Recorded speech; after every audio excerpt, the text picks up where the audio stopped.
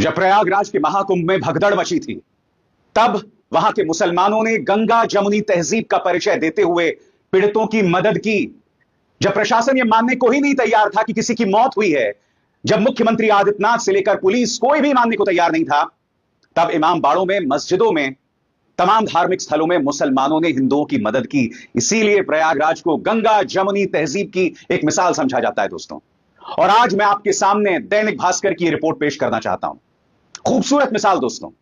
एक तरफ मुसलमानों ने गंगा जमुनी तहजीब की मिसाल दी और दूसरी तरफ आपकी स्क्रीन पर यह है बागेश्वर धाम का धीरेन्द्र शास्त्री। इसका बयान निहायत ही शर्मनाक है। यह व्यक्ति यह कहता है कि कोई बात नहीं, अगर आपकी मौत हो गई कम से कम आपको मोक्ष तो मिल गया। इस व्यक्ति को यह बताना चाहिए कि जो युवा मां मर गई अपने बच्चों को छोड़कर, क्या उसे मोक्ष मिल जाएगा? वो तो अपने सांसारिक काम भी पूरे नहीं कर पाई। निहायत ही शर्मनाक बयान। मैं इनकी चर्चा करूंगा दोस्तों, मगर सबसे पहले दोस्तों मैं मिसाल देना चाहता हूं दैनिक भास्कर की इस रिपोर्ट को। मैं बधाई देना चाहता हूं, दैनिक भास्कर के रिपोर्टर्स ने बहुत ही खूबसूरत काम किया है।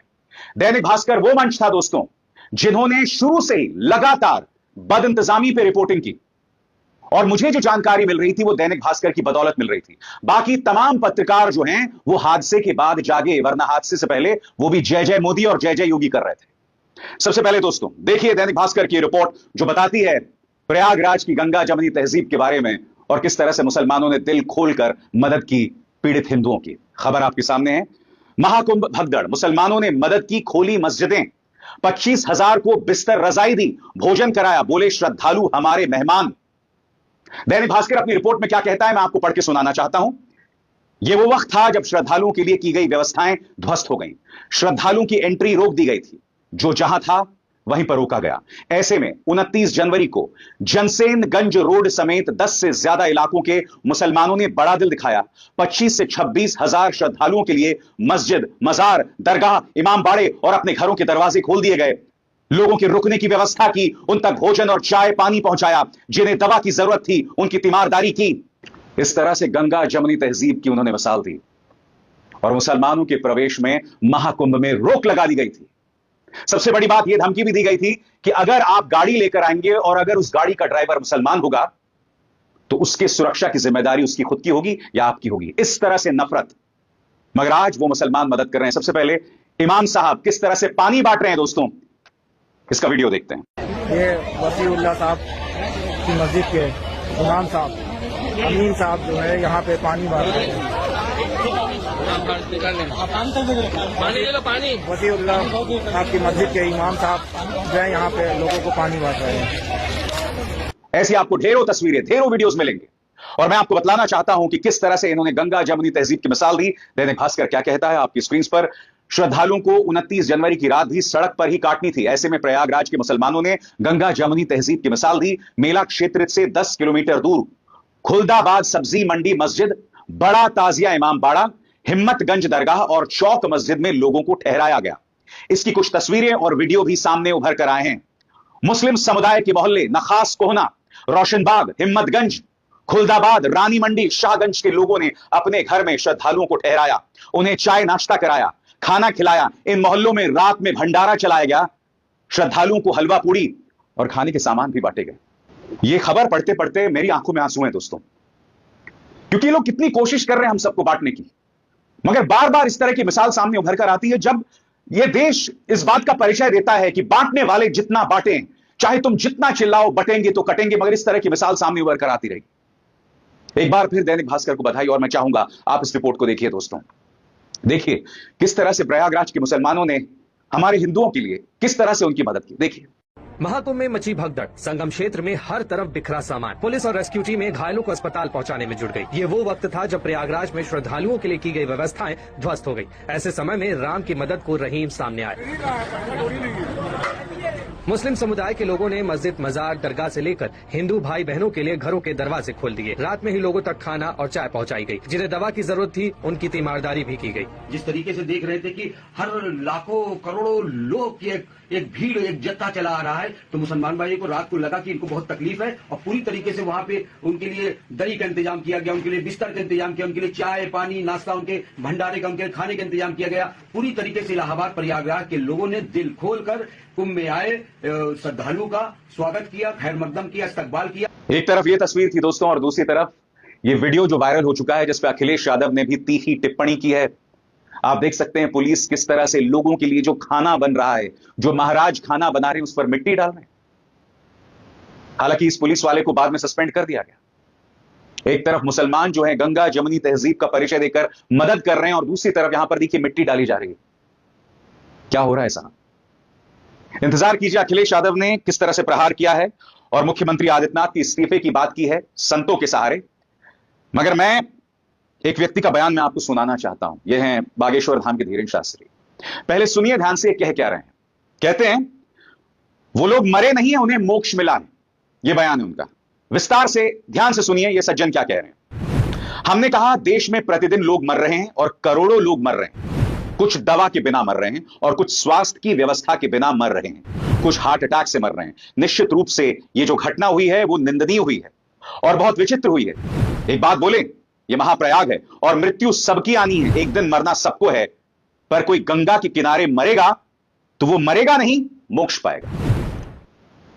कुछ लोगों को इस बयान पर कोई आपत्ति नहीं होगी, क्योंकि हमारे धर्म में हम मोक्ष, निर्वाण, इन तमाम चीजों की बात करते हैं। मगर मैं आपसे एक सवाल पूछना चाहता हूं। कल्पना कीजिए आपके छोटे छोटे बच्चे हैं और अगर उनकी मां एक भगदड़ में मर गई, तो क्या आप उन बच्चों को यह कहेंगे कि जो मौत प्रशासनिक लापरवाही से हुई है, जो मौत भगवान की सेवा में नहीं, वो जो 50-60 लोग मर गए हैं, वो भगवान की सेवा में उनकी मौत नहीं हुई है, प्रशासनिक लापरवाही से उनकी मौत हुई है। और कोई आपको यह कहे कि साहब इनको तो मोक्ष मिल गया। मोक्ष कैसे मिलता है मुझे बताइए ना। मोक्ष आपको तब मिलता है जब आप निष्काम भाव से अपने तमाम कर्मों को करें, अपने तमाम कामों को करें। और इसमें आपके गृहस्थ काम भी हो सकते हैं, रोजमर्रा के काम भी हो सकते हैं, निष्काम भाव से। ये जो सो कॉल्ड साधु संत है धीरेन शास्त्री जैसा, जिसे मैं अव्वल दर्जे का ढोंगी मानता हूं, इनका ये जो बयान है ना दोस्तों, निहायत ही संवेदनहीन बयान है। निहायत ही संवेदनहीन बयान है। मैं फिर कहना चाहता हूं, जो युवा औरत मर गई है, जो छोटी सी बच्ची मर गई इस भगदौड़ में, उसे कहां का मोक्ष मिल रहा है भाई? ये लोग सब अपनी अधूरी मनोकामनाएं के साथ जो है मर गए, और वो भी प्रशासनिक लापरवाही की वजह से। यानी कि प्रशासन के नाम पे ये लोग शहीद हो गए। इन्हें कहां से मोक्ष मिलने वाला है? क्या धीरेन शास्त्री इन सवालों का जवाब देंगे? इतना वाहियात बयान। इससे पहले इस व्यक्ति ने यह भी कहा था कि जो लोग कुंभ नहीं आएंगे, महाकुंभ नहीं आएंगे, वो देशद्रोही कहलाएंगे। अरे हमारे सैनिक सियाचिन बॉर्डर पर हैं, ठिठुरती ठंड में उन्हें देश की रक्षा करनी है, वो लोग नहीं आ पा रहे हैं, तो क्या वो भी देशद्रोही हैं? यानी कुछ भी वाहियात, कुछ भी अनर्गल, कुछ भी अंड बंड संड बोलते रहो। गजब का आदमी है यार।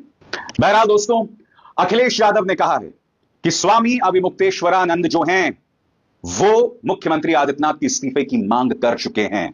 उन्होंने संसद के अंदर मुख्यमंत्री आदित्यनाथ पर करारा प्रहार किया है। सुनिए क्या कह रहे हैं अखिलेश। सरकार अपनी नाकामी छिपा रही है, और सबसे बड़ी बात है जो अभी भी लोग फंसे हैं सड़कों पर, उनका इंतजाम करें, डीजल पेट्रोल का इंतजाम करें, उन्हें सुरक्षित पहुंचाने का इंतजाम करें। जब आपने प्रचार इतना किया तो इंतजाम क्या किया? अब तो साधु संत भी कहने लगे आप झूठे हैं। कुछ लोग खुल करके कह रहे हैं, कुछ लोग कह नहीं पा रहे हैं। सोचिए, मुख्यमंत्री को अगर साधु संत कहने लगे झूठे, और इससे ज्यादा नैतिक हार क्या हो सकती है? जिस तरह की जांच ये सरकार की जांच है, इस पे हम और विचार करेंगे। पहले सबसे पहली बात यह है कि सरकार सूची जारी करे, जो शव मिले हैं उनकी पूरी चिन्हित करे, कहां जा सकते हैं, पूरे सम्मान के साथ पहुंचाया जाए। इसके अलावा पूर्व मुख्यमंत्री अखिलेश यादव ने इस बयान में उत्तर प्रदेश सरकार को कुछ सुझाव दिए हैं। वो सुझाव क्या है, एक एक करके आपकी स्क्रीन पर आ रहे हैं दोस्तों। सुझाव नंबर 1, भोजन पानी के लिए जगह जगह दिन रात ढाबे खोलें और भंडारों के आयोजन की अपील की जाए। प्रदेश भर से मेडिकल और पैरा मेडिकल स्टाफ को स्वयंसेवी लोगों के दोपहिया वाहनों के माध्यम से दूरस्थ इलाकों में फंसे लोगों तक पहुंचाने की व्यवस्था हो। महाकुंभ के आसपास और प्रदेश भर में मीलों तक फंसे वाहनों को पेट्रोल डीजल की आपूर्ति सुनिश्चित की जाए। दवाई की दुकानों को दिन रात खोलने की अनुमति दी जाए। लोगों को कपड़े और कंबल दिए जाएं। जहां हजारों करोड़ लोग प्रचार पर और दुर्घटना की खबरें दबाने के लिए बहाए जा रहे हैं, वहां पीड़ितों के लिए कुछ पैसे खर्च करने से सरकार पीछे क्यों हट रही है? दोस्तों, इसमें दो राय नहीं है। जब 2013 में महाकुंभ में रेलवे प्लेटफॉर्म पर एक हादसा हुआ था, स्नान स्थल पर नहीं।